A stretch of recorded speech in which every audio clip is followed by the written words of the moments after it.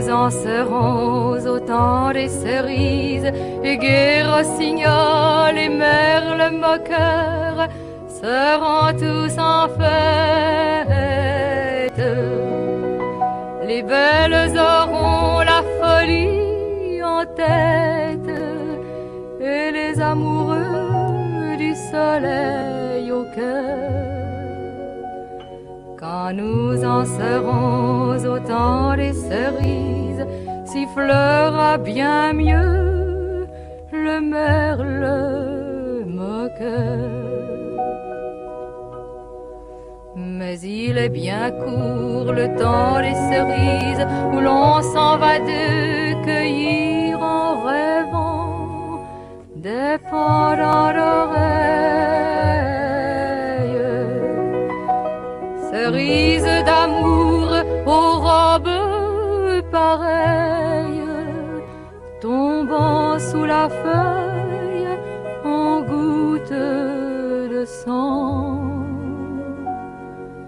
Mais il est bien court le temps des cerises, pendant de corail qu'on cueille en rêvant.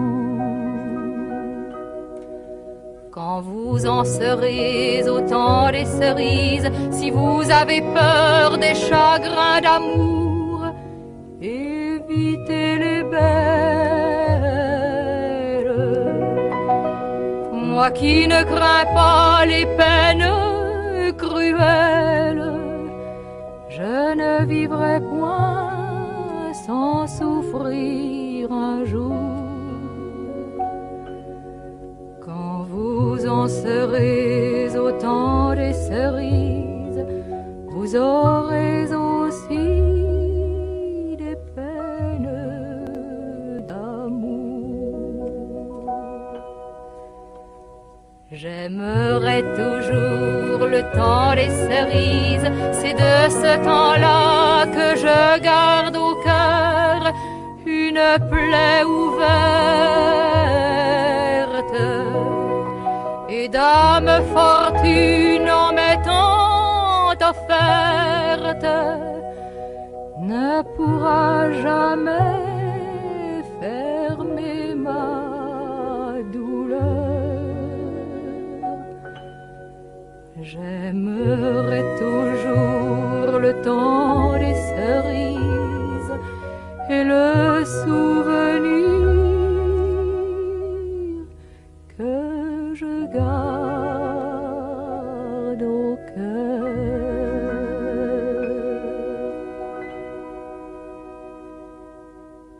Radio Soupante, la station des Rapins, sans foi, sans loi et sans courbet. L'émission Arracaille du 23 décembre 2025, qui sera consacrée pour sa partie artistique à une exposition montmartroise sur l'art moderne. Et nous allons, au cours de ce parcours, essayer de porter notre regard en marge sur l'art, de dénoncer les sales coups de la politique politicienne en toc. Bonjour à tous, vous pouvez nous mettre un petit mot sur mon mail pikekou, @free.fr ou directement via notre blog artracaille.fr.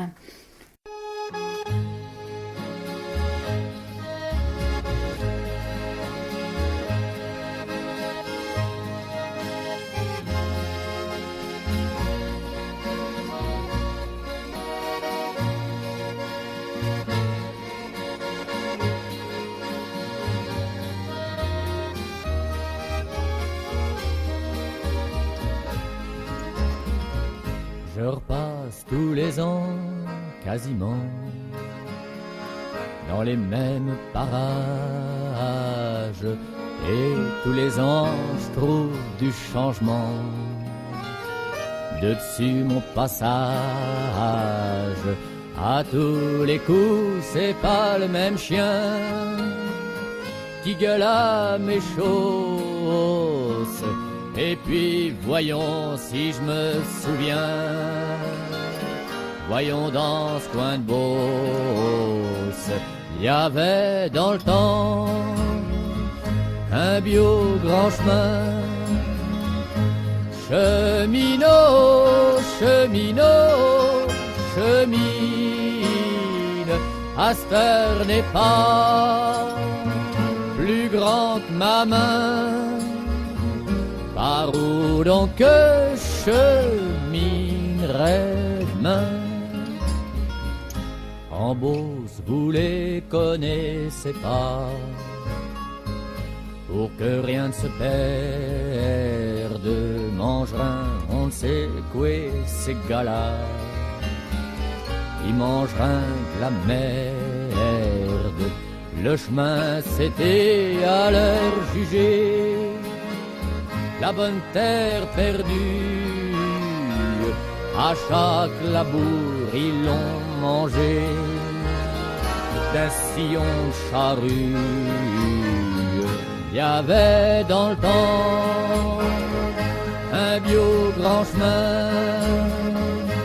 Cheminot, cheminot, chemine, à cette heure n'est pas plus grand que ma main.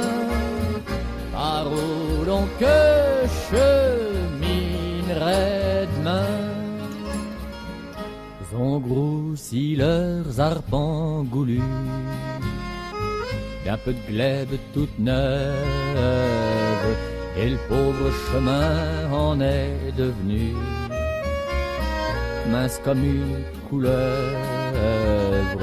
Et moi qu'avec lit sous les cieux pour poser guibole le chemin à tout le monde, nom de Dieu, c'est mon bien qu'on me vole.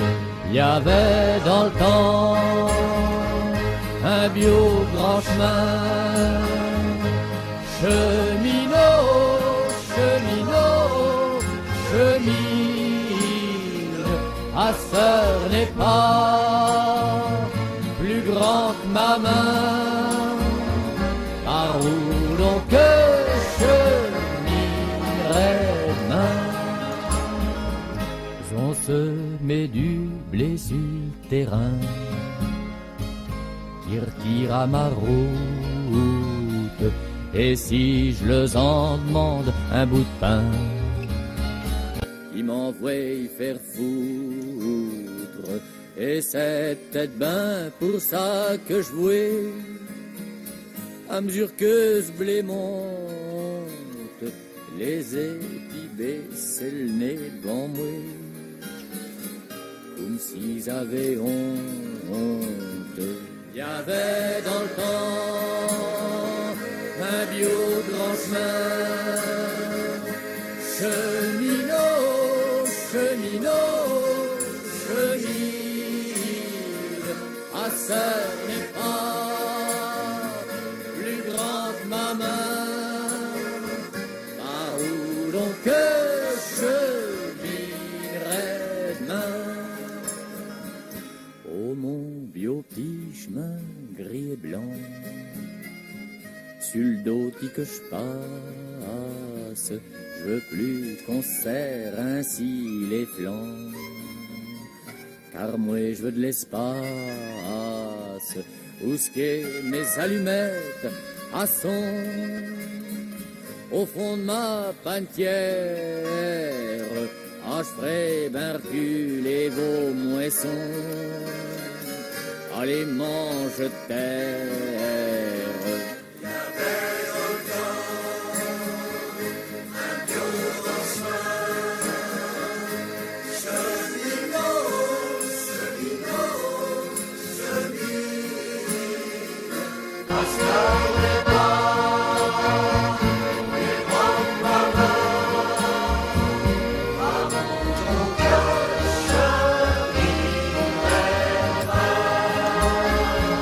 Il y avait dans le temps un bio grand chemin. Cheminot, cheminot, chemine, à sœur n'est pas plus grand que ma main. Je pourrais bien les la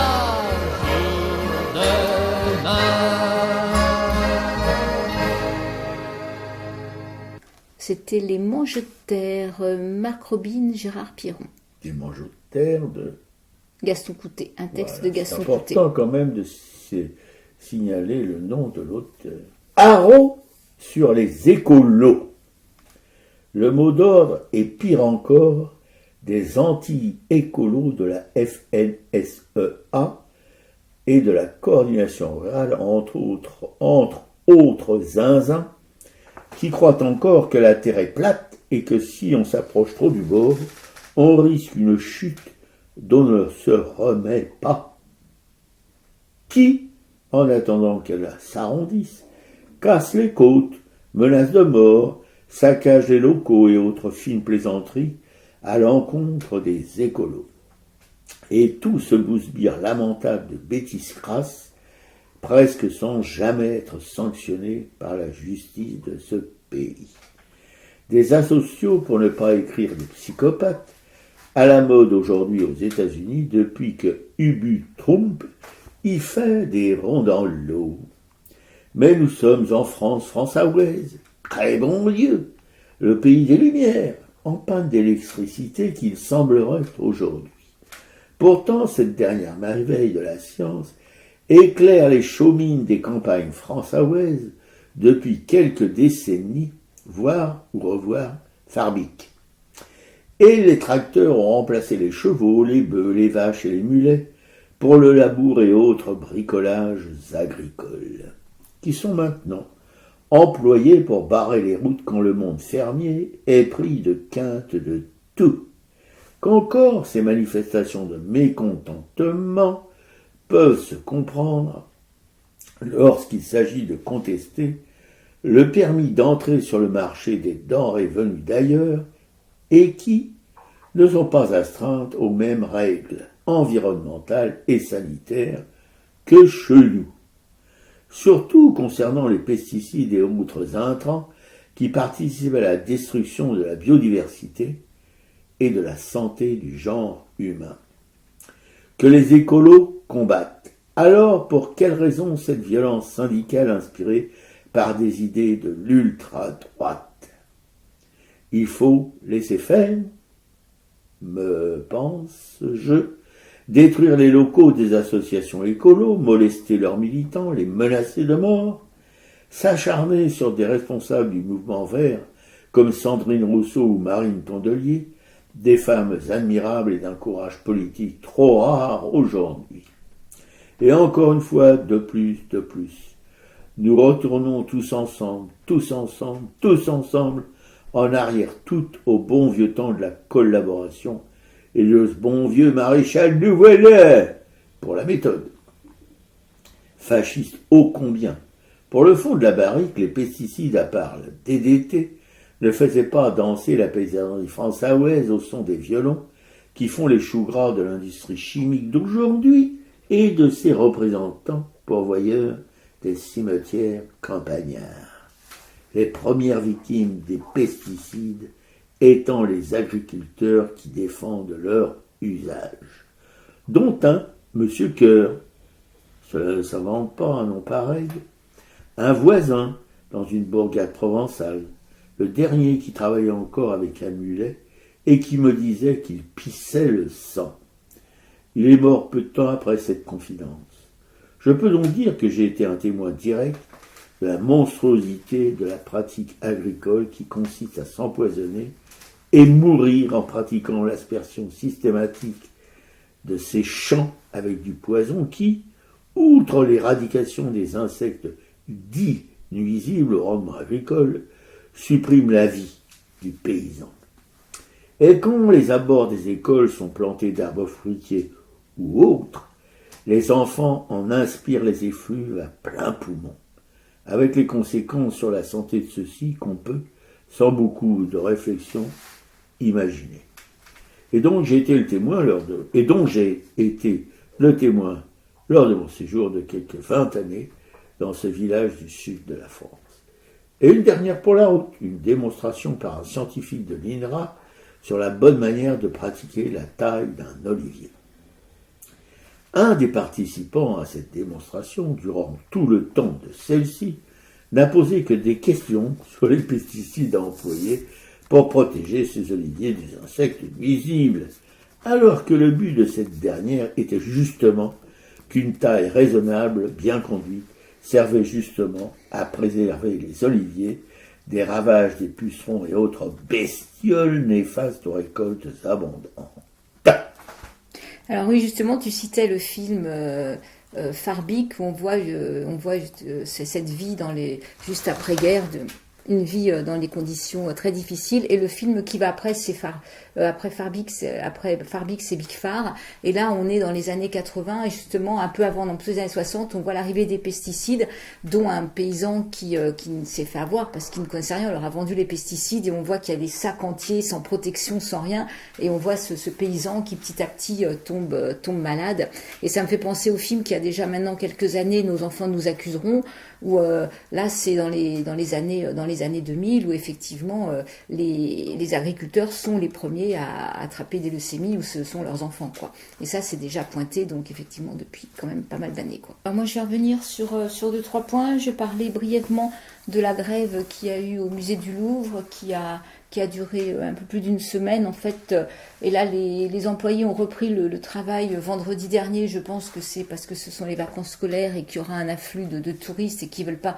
pénaliser quand même tous les visiteurs, mais ils revendiquent, il y a eu beaucoup de suppressions de postes, ils revendiquent des conditions de travail plus supportables. Donc là ce qui se passait, c'est que suite à toutes les suppressions qu'il y a eu, en fait ils étaient obligés de fermer des ailes de temps en temps en disant qu'il y avait des travaux, ce qui n'était pas vrai du tout. C'est simplement qu'ils n'avaient pas les moyens en personnel de pouvoir ouvrir l'espace. Oui, il y a eu 400 suppressions de postes. Voilà. Et oui, c'est 200 équivalents temps plein, donc c'est quand même énorme en l'espace de 15 ans. Il y a une baisse qui était prévue de 5,7 millions d'euros de subventions, donc ils réclament, je crois qu'ils ont eu ils ont vu Rachida Dati, il y a eu un entretien avec Rachida Dati. Les syndicats, il y aura une nouvelle concertation le 5 janvier pour voir comment toutes leurs propositions sont acceptées. Et c'est surtout qu'il y a aussi, ça moi je l'ai découvert, j'étais passée complètement à côté, il y a le Louvre Nouvelle Renaissance, qui est un projet de rénovation à grande échelle qui est annoncé par Emmanuel Macron. Et alors là, pour le coup, l'argent, il est là. Et là, on est encore dans ces présidents qui ont besoin de laisser des traces ad vitam aeternam. Voilà, ils ne peuvent pas les... Non, je ne pense pas que ça durera ad vitam aeternam. En tout cas, il y a quand même ce projet de rénovation qui est prévu et prévu coûter quand même pas mal d'argent, alors qu'il y a quand même, derrière ça, il y a d'autres priorités et des urgences sur la sûreté des bâtiments, comme on a vu quand même ce qui s'est passé avec ce cambriolage, sur des rénovations. Voilà, donc en tout cas, pour l'instant, les employés ont donc repris le travail. J'ai écouté aussi, je mettrai les liens en libre accès sur le site de Mermet, là-bas si j'y suis, un très bon billet de Gérard Mordia qui s'appelle Noël triste. Tu me disais justement que tu avais hésité à faire un presse-papier sur un Noël un peu triste. Gérard Mordia revient sur la situation effectivement à Gaza, en citant, en proposant des cadeaux à mettre au pied du sapin, des films à voir qui viennent de sortir sur Gaza, et certains ouvrages aussi, certains livres. Je rappelle que le massacre au doigt mouillé 20 000 enfants à Gaza rappelle 2000 ans après le massacre des innocents en Israël par un roi zinzin comme l'actuel premier ministre israélien, qui a fait massacrer tous les nouveau-nés parce que des prédictions disaient que ce nouveau-né qui allait naître justement ce 24 décembre dans une étable serait le futur roi d'Israël. Voilà. Alors pour pas en louper un, il les a fait tous massacrer, tous les nouveau-nés de ce jour-là. Voilà, ça rappelle quand même. Il y a des rappels comme ça de l'histoire des peuples qui sont parfois troublants. Ouais. Et donc c'est pareil, c'est toujours sur le site de là-bas si j'y suis. J'ai écouté un podcast hier, Serge Alimi, dans le dernier Monde diplomatique, a fait un article qui s'appelle « Les Américains sont-ils en train de lâcher Israël ?»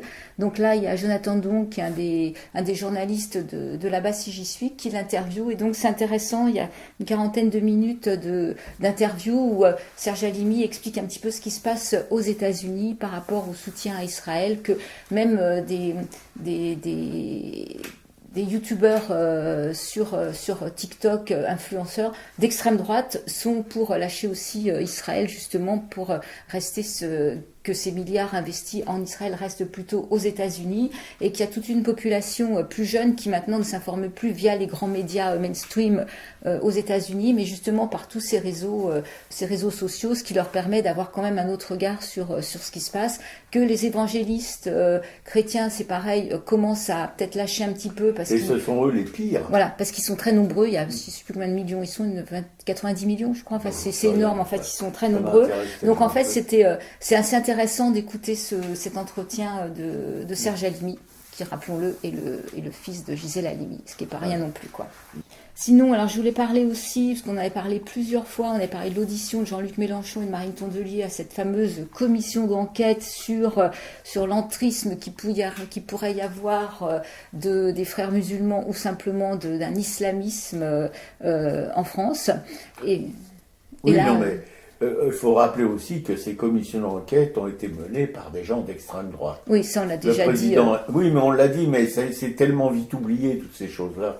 Et là, le résultat donc est tombé. Et alors que c'est Mediapart qui a un article qui dit même le plateau de CNews a eu du mal à masquer sa déception quand l'animateur de la matinale de la chaîne de Vincent Bolloré a lancé le chroniqueur du Figaro en évoquant un document très intéressant. Celui-ci a été forcé de reconnaître en lisant le rapport de la commission d'enquête sur les liens entre les partis politiques et l'islamisme. On ne tombe pas de sa chaise. Effectivement, ils n'ont rien trouvé, ils n'ont pas fait de grandes découvertes.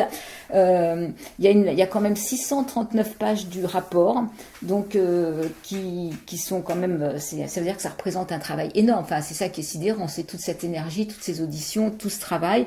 Le préfet de Haute-Garonne, qui a été auditionné, lui non plus, n'a pas établi de lien entre des représentants de mouvements politiques et des organisations ou des réseaux soutenant ou propageant l'idéologie islamiste. Et ce jour-là, le député du Rassemblement national, Jérôme Buisson, avait pourtant insisté. C'est pas parce que vous n'avez rien trouvé qu'il n'existe rien. Mais enfin bon, il y a un moment où si on trouve pas, quoi. C'est quand même voilà. Et il y a c'est pareil, c'est qui, c'est Non mais ces gens-là, s'ils critiquent le fait que, s'ils mettent en doute le fait qu'il n'y ait pas de rapport de ceci, de cela, eh ben qu'ils fournissent des preuves. Bien sûr, mais il n'y en a pas en fait. Mais il n'y en a pas, voilà. Voilà, donc l'ensemble des auditions donne un rapport quand même frappant par sa vacuité. Il n'y a pas la moindre révélation. Donc, pour sortir par le haut, le rapporteur de la commission écrit dans sa conclusion que l'appréhension de l'islamisme politique est particulièrement difficile, que la compréhension d'ensemble de cette idéologie et de ses manifestations s'est avérée particulièrement complexe. Enfin bon, ils jouent avec du vocabulaire, ils tournent en rond parce qu'en fait, ils ont rien d'autre à dire, quoi. Donc ça, c'est quand même, tant mieux. Au moins, ça a clarifié les choses, quoi. Oui, malheureusement, ce que le grand public retiendra de tout ça, c'est que, ou ne retiendra pas justement, c'est que il y a toujours là-dessous, avec comment dirais-je, la rhétorique de l'extrême droite fasciste, il y a toujours là-dessous, si vous voulez, le doute que les gens accusés de favoriser l'islamisme soient des truqueurs, ça soit voilà.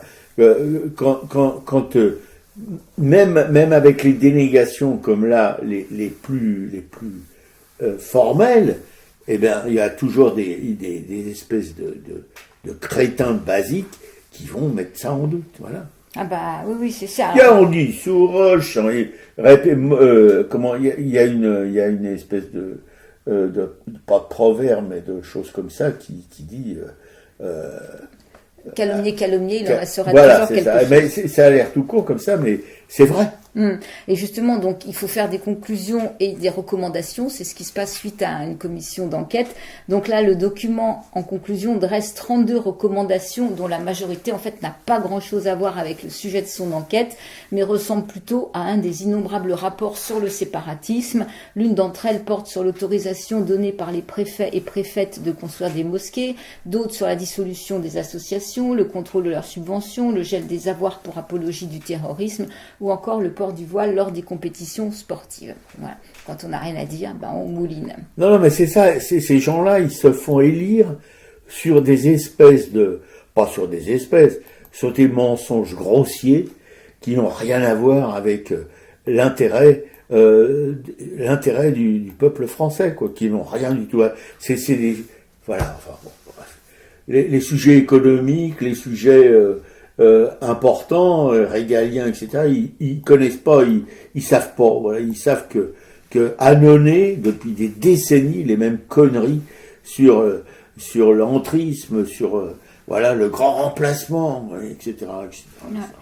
Voilà. Et pour finir, alors j'aimerais parler d'un sujet qui est complètement différent. C'est une plainte. La Banque de France est visée par une plainte pour complicité de génocide et de crimes contre l'humanité. Elle est accusée d'avoir validé plusieurs virements qui auraient facilité l'armement des forces génocidaires au Rwanda. Donc là, on est en 1994. Et donc, 31 ans après l'extermination des Tutsis, elle savait forcément, voilà ce qui est révélé par le journal Révélation, c'est cette plainte qui a été consultée le jeudi 11 décembre par l'AFP, déposée le 4 décembre auprès du doyen des juges d'instruction du pôle chargé des crimes contre l'humanité du tribunal judiciaire de Paris, et qui vise à établir si la Banque centrale française a manqué à ses obligations de contrôle, alors que l'ONU avait instauré un embargo sur les ventes d'armes au Rwanda, donc le 17 mai 1994. Donc les plaignants, ce sont le collectif des partis civils pour le Rwanda et ses fondateurs. Et non seulement la Banque de France n'a pas gelé le compte de la Banque nationale du Rwanda, mais elle aurait effectué des transferts en sa faveur pour un montant de 3,7 millions de francs, soit 486 000 euros. Et parmi les bénéficiaires figure notamment la société française Alcatel, soupçonnée d'avoir fourni des équipements de communication aux autorités rwandaises.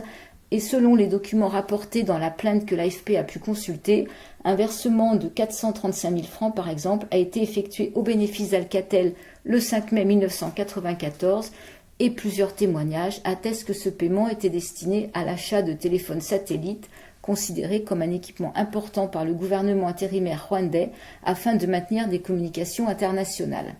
Donc d'autres versements sont à destination d'ambassades du Rwanda en Égypte ou en Éthiopie. Et on sait aujourd'hui que ces ambassades ont été utilisées pour aller acheter des armes. C'est ce que soutient Mathilde Ferret et Joseph Viram, des avocats du collectif cité plus haut, ajoutant que la Banque de France a agi alors même que d'autres établissements européens ont refusé d'émettre ces transferts. Contactée, la Banque de France, elle a déclaré qu'elle n'avait pu faire que des recherches sommaires, étant donné le délai particulièrement court depuis le dépôt de la plainte, et à ce stade, donc, des investigations internes qui se poursuivent avec la plus grande diligence. Rien ne permet de penser que la Banque de France n'aurait pas respecté ces procédures. Voilà ce qu'elle répond. Donc le génocide des Tutsis n'a pas seulement été l'œuvre de ceux qui tuent à la machette, il a été rendu possible par une multitude de criminels en col blanc qui, confortablement dans leur bureau, ont autorisé des transferts et signé des opérations dans la banalité administrative nécessaire à la machine génocidaire. Voilà ce que déclarent Mathilde Ferret et Joseph Viram. Donc le groupe Paribas, qui est toujours dans les bons coups, est accusé par plusieurs associations d'avoir financé un achat d'armes au profit de la milice Hutu, fait de son côté l'objet aussi d'une enquête judiciaire depuis 2017 pour complicité de génocide et de crimes contre l'humanité. Et celle-ci est donc toujours en cours selon l'une de ces associations. Donc le génocide au Rwanda, on peut rappeler, a fait plus de 800 morts et que essentiellement. Non, plus que ça. C'est ce qui est cité dans l'article, quoi. 800 morts, c'est pas un génocide. 800 000. Ah, 800 000, ouais, t'as dit 800. Non, 800 000 morts. Voilà, essentiellement donc des Tutsis. Et là, effectivement, ça nous fait penser bien sûr à ce qui se passe à Gaza aujourd'hui, où ces États sont complices en fournissant des armes et des financements. Oui, mais alors, quand on parle de la Banque de France, on parle de l'État français. Parce que la Banque de France n'a pas aidé, si tu veux, n'a pas été complice de génocide. C'est le gouvernement français qui était complice de génocide, un gouvernement socialiste. Oui. Voilà. Donc, il faut pas non plus, si tu veux, c'est faux cul, cette histoire-là, de dire que la Banque de France. La Banque de France, c'est un organisme étatique. Et l'organisme étatique, il obéit aux ordres politiques. Mais derrière, effectivement, c'est des condamnations qui devraient arriver. Qui devraient arriver contre les dirigeants les dirigeants politiques de cette époque-là. Voilà, tout Pas à fait. que de la Banque de France. Alors quand on voit ce qui se passe aujourd'hui à Gaza, là on voit que c'est en 94, on n'a pas réglé encore ces enquêtes que la BNP depuis 2017, il y a une enquête judiciaire. Ça veut dire quand même que parce que si un jour les responsables du génocide, la complicité de tous ces génocidaires, de la complicité pour génocide à Gaza, de tous ces États qui regardent ailleurs, ces États européens, voilà. De pratiquement tous les pays occidentaux. On a quelques années à attendre. Oui, Effectivement. oui. On sera mort.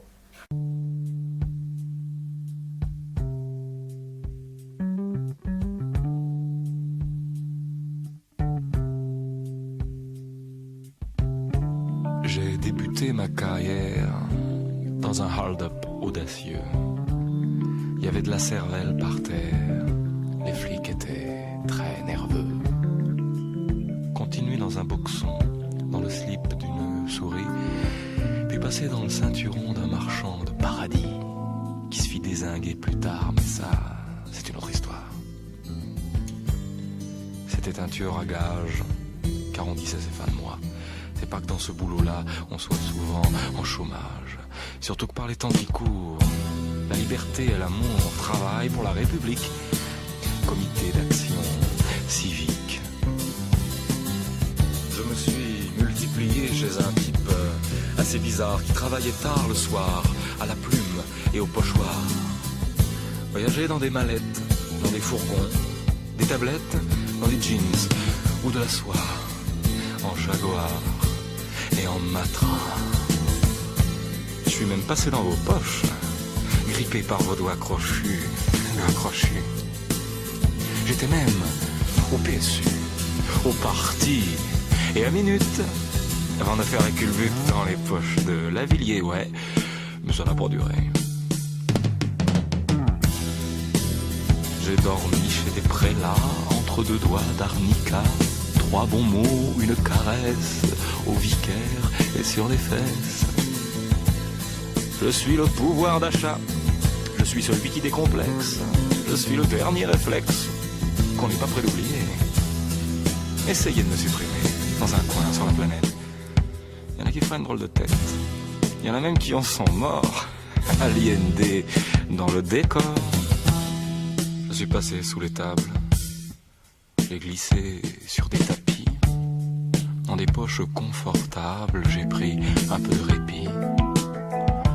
Dans les mains d'un mercenaire, puis dans la Révolution, j'ai participé, mon frère, à des tas de combinaisons. Si tu savais ce que je sais. Dans quelles mains je suis passé. Tu t'en ferais pas beaucoup pour ta petite éternité. J'ai voulu me racheter, mais voilà, j'étais trop cher. Depuis que les financiers mettent mes vertus aux enchères, depuis que les poètes maudits comptent leurs économies. Je suis une pute en air d'acier, je sais tout mais je dirai rien. C'est peut-être préférable pour l'idéal républicain. J'aimerais crever, tu sais.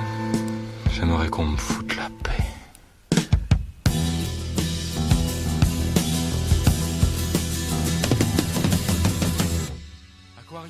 C'était l'histoire d'un billet de banque, Bernard Lavilliers.